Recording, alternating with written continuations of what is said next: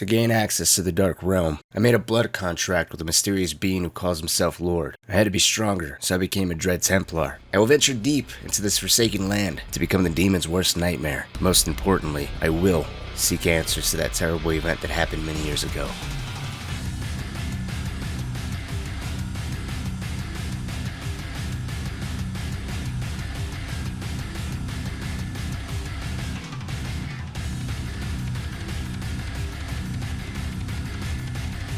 Make no mistake by that intro, like in true boomer shooter fashion, beyond that there is no exposition on what the hell's going on narratively. So crisis averted, I guess. But today, my friends, we're going to be talking about Dread Templar. And before we get into the specifics, I do have to share this video is sponsored by 1C Entertainment, this game's publisher. They provided me with a review copy, but everything I say in this video is completely my honest opinion. I wasn't paid or forced to say anything positive. And this game is currently already out on early access, so if this game's been on your radar or this video piques your interest at all, there's a link down in the description that'll take you immediately to this game's Steam page. With that being said, what the hell is Dread Templar? The short version, it's another boomer shooter. Or in other words, it uses elements from both modern retro FPS and classic shooters. It uses elements of handmade retro art style. All the elements in the game, from weapons, demons, levels, are all done in a retro pixel art style reminiscent of 90s shooters. This game also incorporates side areas, secret places, puzzle solving, some platforming sections, and when you complete all this stuff, you do get additional rewards, which we'll talk about in just a second. But it also has modern gameplay elements like dashing, headshots that are actually important, bullet time, and weapon customization help fit your personal playstyle. Now, to be honest, as soon as I booted up this game, what really had me concerned was what made this game stand out from the rest of the boomer shooters on the market. My personal opinion, especially in this last year, thanks to the pandemic, where you had AAA games getting delayed left and right, the indie scene seemed to have really taken off. And there's a lot of Dune clones or games similar to this that, while are incredibly fun, to a lot of people don't justify the additional $10 to $15 or even $20 to have just a slightly different experience.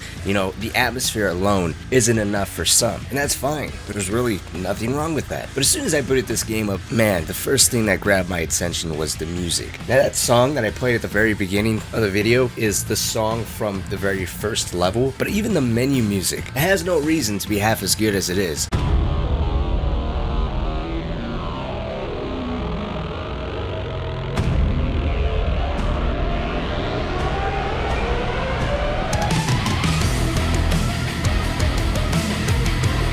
Again, that's the menu music. I mean, after that, my expectations were through the roof. That was a sign that they weren't pulling any punches. Now, from there, as soon as you start up the game, you're given a very basic tutorial. Basically, the game telling you that yes, you can dash, and you're introduced to your katanas. There's actually two modes with these things. You can use them like normal dual-wielded katanas, just cutting enemies into pieces, or you can hit right-click on your mouse to combine them into a spear, which will instantly kill any fodder demon. It also has the potential of going through multiple enemies, which once you get the hang of is incredibly satisfying. It should also tell you that is the only way to use these damn things. At least that's the only way I use them. Now, the sad thing about this and dash is that both of these are on a cooldown, so you are not going to be able to spam your katanas, and you're not going to be able to spam your dash. At the top of the screen, you might have noticed that there is a blue bar as well. That is your bullet time meter, how much energy you have to spend on bullet time. And the way that you fill this thing up is there's power-ups throughout the levels that you can pick up that'll give you more energy, or you can simply kill demons and that'll slowly fill your bar up as well. You don't need your bar to be filled completely in order to use bullet time, although you will notice fairly early on that bullet time does end relatively fast. So especially in the earlier parts of the game, you really have to pick and choose the perfect opportunity to use this, which isn't that much of a complaint because none of the fights are really all that challenging at the start. Now, Dread Templar is, again, currently in early access, although you do have 90% of this game's weapon arsenal. You have a total of 10 weapons out of the game's eventual 12. The game starts you off with your katana, dual-wielded pistols. Eventually you come across dual-wielded Uzis, pump-action shotgun, double-barreled shotgun, a bow and arrow, a single high-caliber pistol, the infernal rocket launcher, and a launcher that can stun multiple enemies in their tracks, leaving them vulnerable for you to basically rip them apart. And all the weapons in this game feel and sound great. I don't have any complaints about them. You do have to reload some of the guns, the pistols, the Uzis, the double-barrel shotgun, the revolver. All of those do have to be reloaded. And while you can quick swap in this game incredibly fast, you can't cancel or bypass any reload animations by swapping to a different gun, which kind of sucks. You can get rid of the reloading altogether, at least with the pistols from what I've seen, through this game's customization. customization. Throughout your time playing Dread Templar, on every level you're going to come across Dread Emblems and Blood Gems, and you use these at upgrade altars. These three things along with bullet time is what separates Dread Templar from the rest of the boomer shooters. Now, according to this game's Steam page, as of right now, there's up to 70 Dread Emblems, with the total number being bumped to over 120 when this game fully releases, and these Dread Emblems range drastically in how they work. Now, when you go to an upgrade altar, this is the screen that you're presented with. You have to find blood gems to open up each one of these slots. Each of these slots pertains to a specific weapon or your character's attributes specifically. And by your specific attributes, I mean things like your bullet time, your dash, and your health. Now, the basic rundown of how this works is you need blood gems to open up these slots. The more you invest in a specific weapons, for lack of a better word, let's say skill tree here, the more blood gems that skill tree requires. So for instance, let's say you're going to max out your pistols. Your first slot's going to require 1 blood gem, the second slot's going to require 2, and the final slot is going to require an additional 3 blood gems. So in other words, you need a grand total of 6 to completely max out a weapon skill tree. And you need an upgrade altar to do this all at. And I love this system for multiple reasons. One, it changes the way everything works. And there's a little bit of thinking here because blood gems aren't all that abundant. So you really have to think of, well, do I want to completely max out my katana? I have these dread emblems that'll really help my katana out because there's 2 rarities here. You have silver, which fill up these 2 slots, and then you have gold, which fills up the bottom slot, which is what gives you the big alterations. So you hit this crossroad of, well, should I just fill up as many silver slots as I can and just completely forget the big bonus at the bottom? Or should I just completely max out 2 of the weapons that I normally use? In this gameplay, for instance, I had 2 silver emblems that increased my pistol's ammunition count, another one that increased the damage, and then the gold that I used at the bottom completely changed my pistols altogether from normal akimbo pistols to infernal pistols that increased their damage, that increased their penetration, so they're much more deadly. However, it came at the cost of more ammo consumption. And I was also using 2 silver emblems that increased slightly my dash's cooldown, so I'll get it just a little bit faster, slightly increased my total health, and then at the very bottom I was increasing the total amount of bullet time energy I was getting back for every demon I killed. However, again, it came at the cost of the uses of all my other weapons because I wasn't upgrading those. Now, besides it having a direct impact on the gameplay, I like this because in order to find more blood gems, in order to find more dread emblems, both silver and gold, you have to explore your environments. And this is where side areas come into play. Side areas are these hidden, I guess you wouldn't really call them hidden because they stick out with a little crack in the wall that's outlined with some red lighting. When you break the wall down, you can explore this optional area that sometimes are just all about platforming, other times it's just combat arenas, other times it's a mixture of both. Once you complete these or get on the other side of these rooms, you can come across weapons a level early. You're introduced to enemies that otherwise you wouldn't have seen for another level or 2. And I gotta applaud the devs for this. I really loved these side areas. Some of them were incredibly challenging. I had this one that completely got me by surprise. I was diving into this underwater section, which when you're underwater you can't dash, but they're forcing me to travel down this little tunnel underwater, and then I was introduced to some enemy types I've never seen up to this point. There were these demons mounted on these walls that were able to shoot 3 projectiles in 3 different directions at once, and they were all in really smart positions. Each one basically covered the entire room. And because you can't dash and you're in this tight little claustrophobic section, it's something completely new, forcing you to really think how you're going to take these things out. And after clearing out this section, I'm not going to lie, I was a little disappointed because you're given a small reward for a fight that otherwise isn't all that exciting. I mean, I guess I would consider it more puzzle solving than actual fighting, but that actually wasn't the whole fight. After clearing out all those demons mounted on the wall, getting my small little reward, going back to leave, I was actually locked in this giant open area and thrown into a small boss fight. And again, it's still all underwater, so you can't dash. You can kind of use bullet time to dodge the projectiles, but you're really more focused on weapon swapping and prioritizing which of these 3 is a bigger threat. And after clearing out these 3, I was given a blood gem. I think this one is the one that really stuck out to me. And then later on, there's actually this small little area that does incorporate bullet time into the platforming, which I thought was neat because again, up until this point, there really was nothing like that. And this is an optional area. So I do want to applaud the devs for these side areas. I did thoroughly enjoy them. Again, some of them were challenging, acquiring weapons a level early, blood gems, giving you that incentive to go out of your way to look for those additional dread emblems. My only problem when it came to all this customization though was I didn't like how there's some gems that